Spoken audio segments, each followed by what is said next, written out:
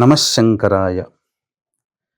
వీక్షించేటువంటి ప్రేక్షకులకి శివానుగ్రహం ఉంటేనే ఈ వీడియో మీ దాకా వస్తుంది.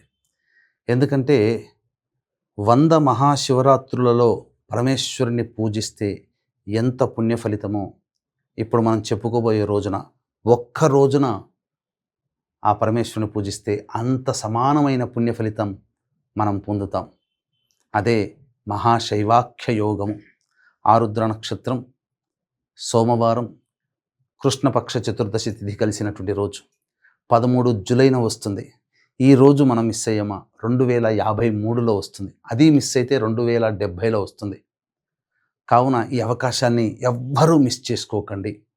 ముఖ్యంగా సంతానం కోసం ఎదురు చూసేటువంటి వ్యక్తులు, శివ అనుగ్రహ ప్రాప్తి చేత సంతానం కావాలనుకునేటువంటి వాళ్ళు ఏం చేయాలో ఈ వీడియోలో మీకు తెలియచేస్తాను.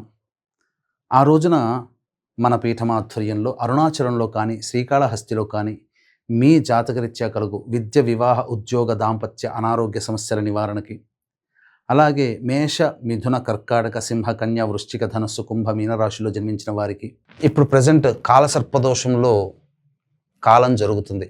మార్చి నుంచి ఇప్పటి వరకు పుట్టినటువంటి వాళ్ళు, ఇంతకుముందు కాలసర్పదోషంలో పుట్టినటువంటి వాళ్ళకి కాలసర్పదోష నివారణార్థమై రాహుకేతు హోమాదులు జరిపించడం జరుగుతుంది. అలాగే గురుదోషము, గురు కర్కాటకంలో ఉన్నాడు కాబట్టి మేష, వృషభ, కర్కాటక, సింహ, ధనస్సు, కుంభరాశిలో జన్మించిన వారికి గురుదోష నివారణార్థమై దాదాపు 21 రకాల హోమాదులు జరిపించడం జరుగుతుంది. అవకాశం ఉన్నటువంటి వాళ్ళు ఈ 13వ తారీఖు జూలై మధ్యాహ్నం 3 గంటల లోపల మీ గోత్రనామాదులు నమోదు చేసుకోండి.